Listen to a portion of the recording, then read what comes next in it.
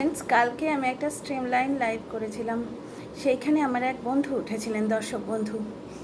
উনি একটা ঘটনার উত্থাপন করেছিলেন সেই লাইভে। তো ওনার কথা শুনে আমি সেই স্পেশাল ব্লগারটিকে দেখতে গেলাম। সেনসেশন, খুবই বড় ব্লগার, সাবস্ক্রাইবার কাউন্টও অনেক। ওনার লাইফে একটি ঘটনা ঘটেছে, তোমরা সবাই সেটা জানো। ঘটনাটা নিয়ে আমি আর বেশি চর্বিত চর্বণ করছি না, তবু দু লাইনে বলে দিচ্ছি যারা জানেন না, যে ওনার কাছে ধমকি ভরা ফোন কল আসতো। যারা ওকে বুলি করতে চাইতো, মানে তারা বলে দেবে এই করবে এবং ওই করবে না, ঠিক আছে। এবং ব্লগার ম্যাডামের কাছে এক্সপেকটেশন হচ্ছে তারা যেগুলি বলে দেবে যে এই করবে এবং ওই করবে না, ব্লগার ম্যাডাম ঠিক সেই ধরনের কাজগুলি করবেন। এবং উনি যেগুলো বারণ করবেন, মানে ওই যে ফোন যিনি করছেন, যেগুলো বারণ করবেন সেগুলো তিনি করতে পারবেন না, ঠিক আছে। এই ঘটনাটা হচ্ছে। তারপরে ব্লগার ম্যাডাম খুব ভালোভাবে হ্যান্ডেল করেছেন, কারণ জিনিসটা যথেষ্ট ইরিটেটিং। প্রত্যেক দিন ফোন নাম্বার পাল্টে পাল্টে তাকে ধমকি দেওয়া হচ্ছে যে আপনি এরপর এই বিষয়ে কন্টেন্ট করে দেখুন। Who the hell are you ভাই? তুমি ধমকি দেবে, তুমি বলে দেবে এই বিষয়ে কন্টেন্ট করতে পারবে না, তো লোকে কন্টেন্ট করবে না? ওই তো 3টে বাচ্চা নিয়ে বলা হলো কন্টেন্ট করা চলবে না, ঠিক আছে। কালই দেখি জলহস্তি কিন্তু ওই 3টে বাচ্চাকে নিয়ে বলতে শুরু করেছে। বলার পরও একজন সারা দিন ওই ব্যাপারে লাইভ করেছিল, আজ থেকে সবাই মিলে লাইভ করছে। কারণ একজন যেই শুরু করেছে, অন্য যাদের কন্টেন্ট, মানে যারা ওই 3টে বাচ্চাকে নিয়ে এতদিন কামিয়ে খেয়েছে, তারা ছেড়ে দেবে? প্রত্যেকটা চ্যানেলে 3টে বাচ্চার সম্বন্ধে শুরু হয়েছে। সুতরাং জবরদস্তি করে কিছুই হয় না। আমি অ্যাকচুয়ালি এই টপিকটা কেন তুললাম জানেন তো? এই ব্যাপারে আমার অনেক কথা বলার আছে, পার্টিকুলারলি এই সেনসেশন ব্লগার ম্যাডাম বা ওনার হাজব্যান্ড যিনি শুরু করলেন ব্লগটা, তার সম্বন্ধে নয়। এই যে মানুষের মনোবৃত্তিটা, এই সম্বন্ধে প্রত্যেকটা মানুষ, প্রত্যেকটা বললে ভুল হবে, 70% মানুষ, আমার মতো মানুষও কিন্তু আছে যারা মানুষকে স্পেস দিতে পছন্দ করে। আমি বরাবর আমার নিজের রিলেশনশিপেও এবং অন্য যে কোনো ক্ষেত্রে মানুষকে আমি স্পেস দিতে পছন্দ করি এবং স্পেস পেতে পছন্দ করি। আমি গিফট দিয়েছিলাম আমার ভাইয়ের বিয়েতে, ভাইয়ের বউকে নিয়ে গিয়ে পার্টিকুলার দোকানে বসে শাড়ি কিনে দিয়েছিলাম। টু শব্দটি করিনি, পাশে চুপচাপ বসেছিলাম। যে শাড়িগুলি সে কিনেছিল আমার একদমই পছন্দ হয়নি, কারণ আমি বেশ দামি শাড়ি তাকে গিফট করেছিলাম এবং শাড়িগুলি দেখে কোনো অংশেই সেই জিনিসটা হচ্ছিল না। কিন্তু সেই সময়ে ওই জিনিসটা উঠেছিল, ওটাকে কি বলে, আমি নাম বলতে গেলে তো ভুলে যাই। তোমরা হ্যান্ডলুমের শাড়ি 4,000-এর ওপর থেকে শুরু হয়, 4,000 5,000-এর ওপর থেকে শুরু হয়। শাড়িগুলো দেখে পাতি সুতির শাড়ি মনে হচ্ছিল, কিন্তু ওর পছন্দ, আমার ভাইয়েরও পছন্দ হয়নি। আমি যখন ফিরে এলাম, বললো দিদি এই শাড়ি কিনেছে, তুই সঙ্গে গেলি, কিছু বললি না? আমি বললাম ভাই, যে পরবে তার মর্জি। এইটি হচ্ছে আমার বক্তব্য, স্পেস দাও এবং স্পেস পাও, স্পেস নাও।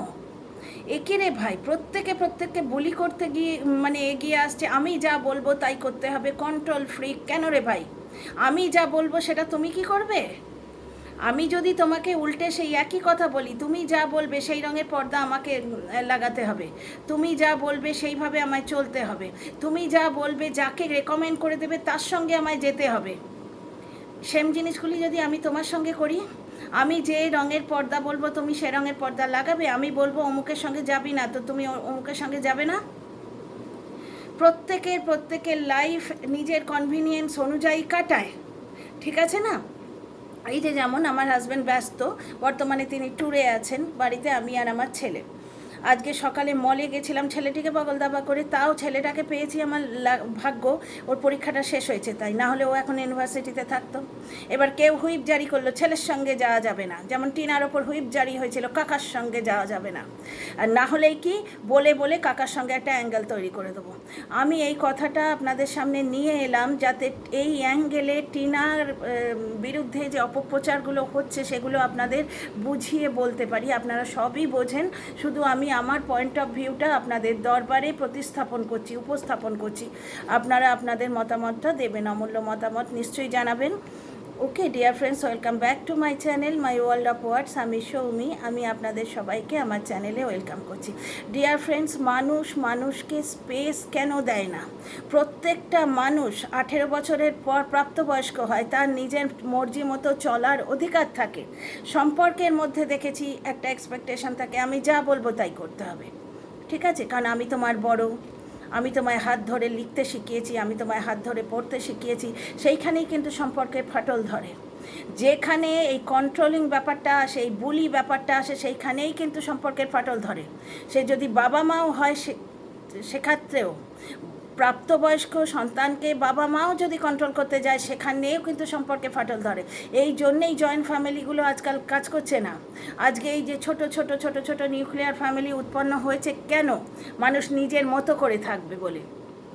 ঠিক আছে, তোমার ধরো রুটিটা সহ্য হচ্ছে না, হ্যাঁ, তুমি ভাত খেতে পছন্দ করো, আমার ভাত সহ্য হচ্ছে না, কার্বোহাইড্রেট বেশি খেলে আমার শরীরে অসুবিধা হয়, আমি রুটি খাচ্ছি না। কেউ রুটি খায় না কি এই গরমে? ভাত খেতে হবে। আমি জাস্ট একটা এক্সাম্পল দিচ্ছি। এই ধরনের ব্যাপার স্যাপার সবসময় কিন্তু কাজ করে না। আজকে সেন্সেশন ম্যাডামের ব্যাপারটা দেখে আমি হতবাক হয়ে গেলাম। একটি মহিলার কণ্ঠস্বর পাচ্ছি, আপনাকে ভদ্রলোকের মতো বলছি এই টপিকে ভিডিও করবেন না। কেন ভাই? আপনি কে? ভদ্রমহিলা ঠিকই বলেছেন, সেন্সেশনে যে ভদ্রমহিলা, ওনার নাম আমি জানি, কারণ আমি ওই পূজা বলে যে মেয়েটি আছে, পূজার দিদি, অর্পিতাকে আমার খুবই ভালো লাগে। আমি অর্পিতার ব্লগটা আগে দেখতাম, নামগুলো নিচ্ছি না। তো ওখান থেকেই এর নামটা আমি জানি, ওখান থেকেই শুনেছি। একদম শুরুর দিকে যখন ওরা অতটা গ্রো করেনি, একদম শুরুর দিকে ছেলে টেলে হয়নি, কিচ্ছু হয়নি, পূজা ওদের বাড়ি এসে থাকতো, তখন থেকে আমি ওই ব্লগটাকে ফলো করতাম এবং তখন থেকে এই মহিলাকে দেখেছি। বুঝতে পারছেন? ওই অর্পিতার বিয়ের সময় অর্পি বলে তো ওকে, অর্পিতা মেয়েটাকে আমার ভারী মিষ্টি লাগে, তার সঙ্গে ভালো লাগে পূজাকে। তো যাই হোক, এই ভদ্রমহিলা যে কথাটি বললেন খুব খাঁটি কথা। তুমি কে হে হরিদাস পাল? উনি আপনি করে বলেছেন, আপনি কে হে হরিদাস পাল? এরপরে কিন্তু আপনার বিরুদ্ধে অ্যাকশান নেব। এই অ্যাকশানটি কিন্তু সর্বক্ষেত্রে নেওয়া হয় ডিয়ার ফ্রেন্ডস। সম্পর্কগুলো এই জন্যেই ভাঙে। এত এক্সপেকটেশন কেন? নিজেকে ওই পরিস্থিতিতে বসিয়ে ভাবো তো, কথা না শুনলেই তোমার হাতে যেহেতু হাতিয়ার আছে একটা, ওই ভদ্রমহিলা যেটা বলছেন ফোনে বোঝা যাচ্ছে ওনার একটা চ্যানেল আছে, তোমার হাতে একটা সোশ্যাল মিডিয়া বলে হাতিয়ার আছে, তুমি ক্যামেরা খুলে মুখ ফেড়ে বদনাম করতে বসবে? কতদিন? 3টে অন্ধ মানুষ যারা তোমার প্রেমে অন্ধ হয়ে আছে তারা বিশ্বাস করবে, কিন্তু অন্য 30টা মানুষ যুক্তি দিয়ে বুঝবে যে অন্যায়ভাবে কারোর পার্সোনাল স্পেসে হস্তক্ষেপ করা হচ্ছে। আমরা সাজেশান দিতে পারি, কিন্তু সেই সাজেশান নেবে কি না নেবে সেই পার্টিকুলার মানুষটির ব্যাপার। টিনার ক্ষেত্রে কি না কি এক্সপেক্ট করা হচ্ছে, সে কার সঙ্গে গাঁটছড়া বাঁধবে, মানে আসল গাঁটছড়াটা যে ভেঙে গেছে, আইনিভাবে এখনও জুড়ে আছে কিন্তু সেটি ভেঙে গেছে, সে আর বলার অপেক্ষা রাখে না। ভবিষ্যতে সে তার কোন স্পাউস ঠিক করবে সেটা আমরা বলে দেবো, না হলে আমরা তোমার ব্লগ দেখব না, এইরকম একটা ধমকি। ঠিক আছে। দ্বিতীয় কথা হচ্ছে যে সে সোনাই কাকার সঙ্গে বাইকে করে বেড়াতে যাবে কি না যাবে আমরা বলে দেবো। আর যদি কথা না শোনো, যে কাকা ভাইজির বিয়ে দেওয়ার চেষ্টা হচ্ছে, ভাই কেন আমরা এক্সপেক্ট করব যে সে মেয়েটি আমাদের কথা শুনবে? সে তার অ্যাকর্ডিং টু তার কনভিনিয়েন্স সে তো তার লাইফটা লিড করবে। আমি যদি তোমাকে বলি যে তুমি তোমার বাড়িতে অমুকের সঙ্গে কথা বলবে না, অমুকের সঙ্গে কোনো দিন বাড়ি থেকে বেরোবে না, অমুক রঙের পর্দা লাগাবে না, তুমি শুনবে আমার কথা? আমরা সাজেশান দিতে পারি ভালোবেসে, যে মারে আমার মনে হয় এটা করা উচিত নয়, বাস ওই অবধি। সে যদি কথা না শোনে, সে বেয়ারা, সে বদতমিজ, সে এক গুয়ে, সে গোয়ার কেন ভাই, কেন? তোমাকে যদি বলা হয় কথাগুলো তুমি শুনবে? নিজেকে ওই পজিশানে বসিয়ে ভাবো তো, প্রাপ্তবয়স্ক মানুষ 18 বছর যখন বয়স হয়ে যায়, আইন তাকে অধিকার দেয় নিজের মতামত রাখার, কোর্টে তার মতামত গ্রাহ্য হয়। যেমন টিনার ছেলের এখন মতামত গ্রাহ্য হবে না, কিন্তু প্রথম দিকে অনেকেই আমার কমেন্ট বক্সে এসে লিখতো, অনেক দর্শক, ছেলে গিয়ে বলে দেবে যে আমি মায়ের কাছে থাকবো না, মানে ছেলেকে শিখিয়ে দেবে, ব্যাপারটা তা নয়। ওইটুকু বাচ্চার মতামত গ্রাহ্য হয়ই না, কারণ ওকে শেখানোর ব্যাপারটা থাকে, বুঝতে পারছো? এখন মায়ের কাছে থাকা, বাবার কাছে থাকা ও কিছু বোঝেই না। যেমন সেই হোস্টেল বলা হয়েছিল না, ছেলেটিকে পাখি পড়ার মতো শিখিয়ে বা ধমকে নিয়ে আসা হয়েছিল যে পিপির বাড়ি থাকবো, হোস্টেলে থাকবো না। সে হোস্টেল জিনিসটাই বোঝে না, খায় না, মাথায় দেয়। সেটা কি? সেটা থাকার জায়গা না কোনো ধরনের খেলনা, না কোনো ফলের নাম, সেটাই সে বোঝে না। তাকে ওই লাইনটি পাখি পড়ার মতো, তোতার মতো রটিয়ে দেওয়া হয়েছে, সে সেটি এসে বলছে। তাই জন্যে ওই বয়সের ছেলের এখন মতামত গ্রাহ্য হয় না। আইন অধিকার দেয় একমাত্র 18 বছরের পর। তো 18 বছর হয়ে গেলে একটি মানুষ সে প্রাপ্তবয়স্ক বা প্রাপ্তবয়স্কা হয়ে যায়। নিজের লাইফটা সে কীভাবে ইয়ে করবে, চালনা করবে, সেটা সম্পূর্ণ তার ইচ্ছে। হ্যাঁ, তার বাবা মা রয়েছেন, তার ওয়েল উইশাররা সঙ্গে রয়েছেন, তারা তার ধাত বোঝেন বা একটা মতামত দিলেন শ্রদ্ধার জন্যে বা ভালোবাসার জন্যে, তাদের মতামতটা গ্রাহ্য করা উচিত বেশিরভাগ ক্ষেত্রেই। কোনো ক্ষেত্রে হয়তো মা বুঝছেন না ব্যাপারটা, আমাদের ক্ষেত্রে হয় না, আমাদের কর্মক্ষেত্রে হয়তো একটা জায়গায় যাওয়া খুব দরকার, নাহলে আমাদের কাজের ক্ষতি হয়ে যাবে, কিন্তু মায়ের মন, মায়ের হৃদয়, তুই যাবি, এত রাত হয়ে গেছে, মোটামুটি 8টা 8:30 বেজে গেছে, তুই যাবি, যদি কিছু হয় রাস্তায় ঘাটে এত রাতে যেতে হবে না, কিন্তু না গেলে আর কর্মক্ষেত্রে গিয়ে যে আমাদের জবাবদিহি করতে হবে। ধরো যারা জার্নালিস্ট, যারা এই ধরনের প্রফেশনে আছেন, যে হট করে ফিল্ডে তাদের যেতে হতে পারে, হট করে যে ফিল্ডে যেতে হতে পারে, এইরকম প্রফেশনে আছেন, সেক্ষেত্রে কিন্তু মাদের এটা উদ্বেগ কাজ করে।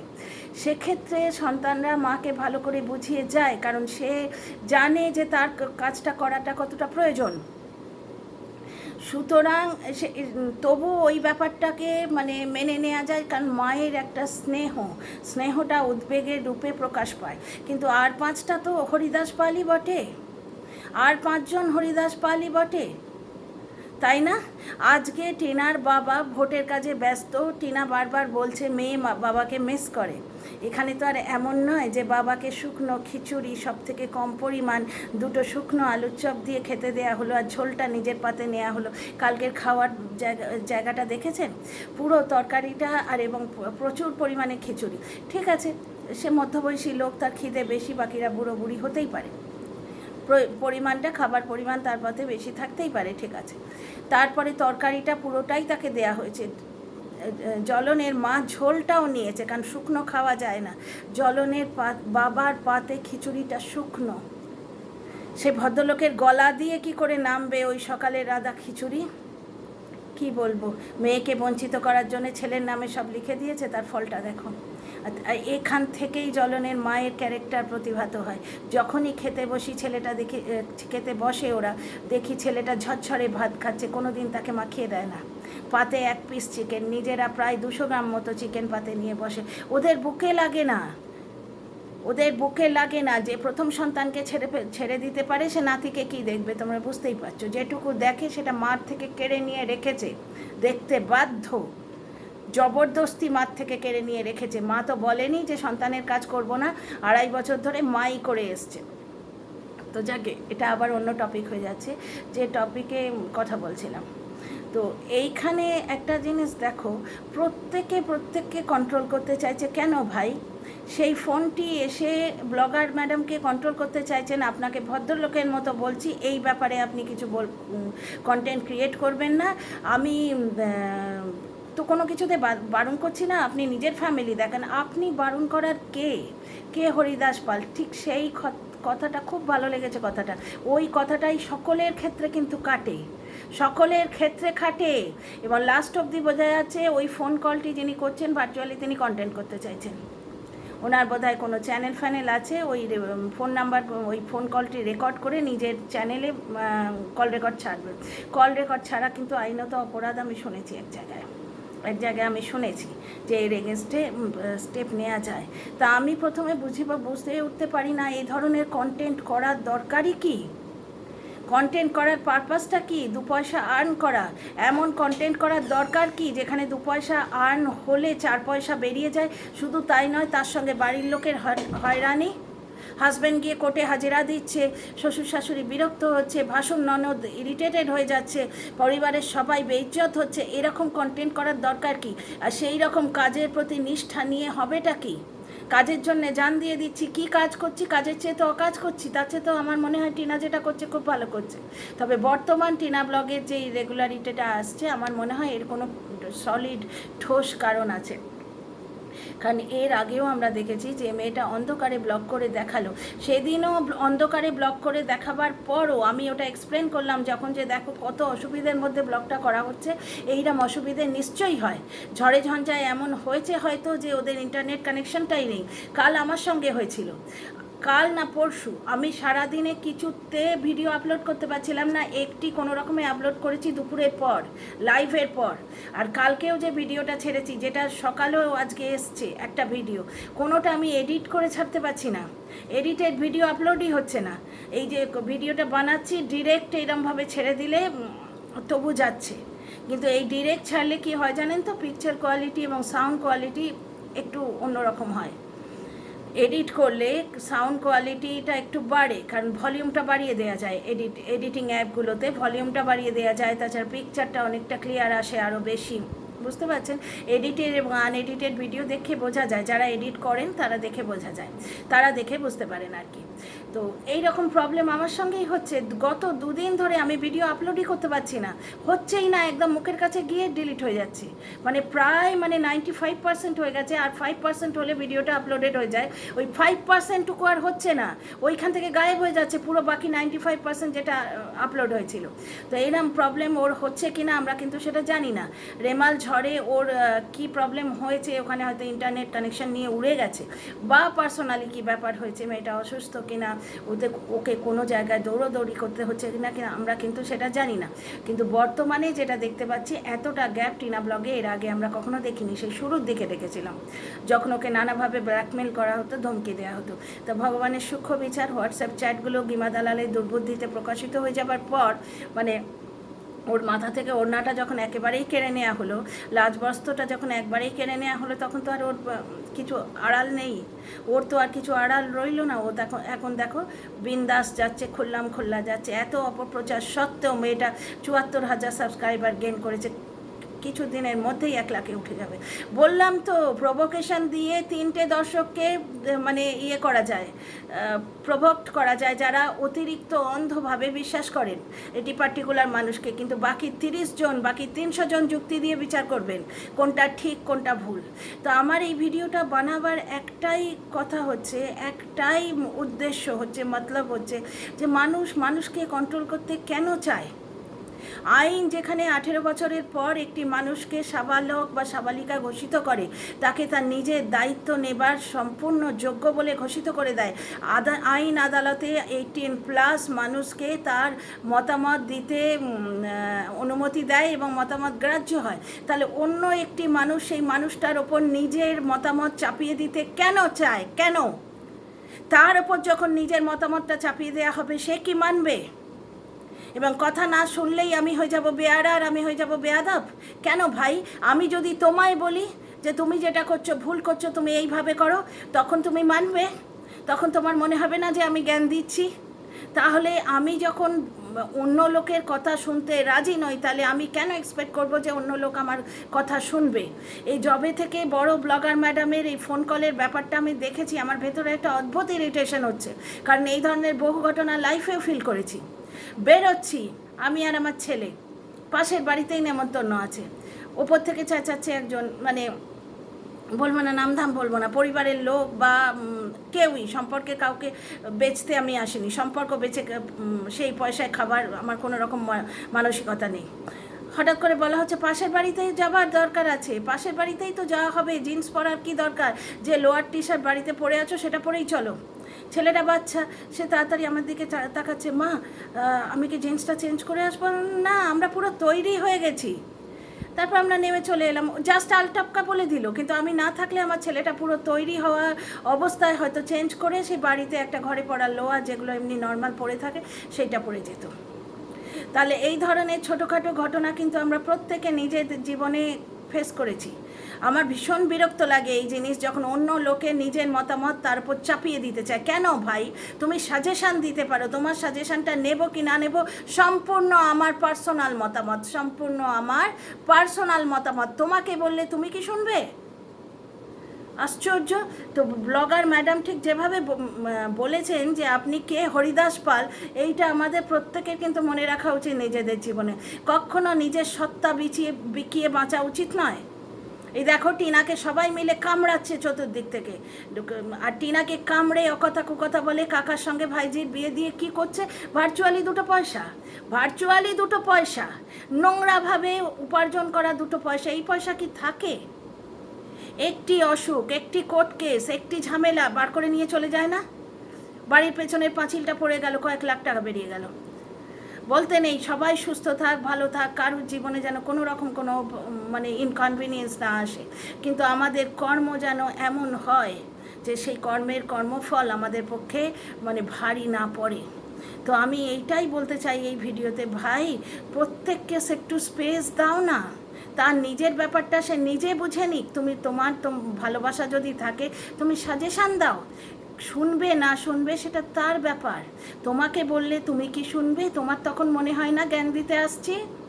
তখন তোমার মনে হয় না যে আমাকে জ্ঞান দিতে আসছে? তাহলে অন্য লোকের ব্যাপারেও তো তারও তো সেই বিরক্তিটাই লাগে যে এ কেন গায়ে পড়ে জ্ঞান দিতে আসছে। ডিয়ার ফ্রেন্ডস, আপনাদের যদি আমার কথার সঙ্গে কোনো রকম কোনো জায়গায় মতের মিল হয় বা অমিল হয়, যা হয় আপনারা নিশ্চয়ই কমেন্ট বক্সে লিখে জানাবেন। অপেক্ষায় রইলাম। See you in the next video.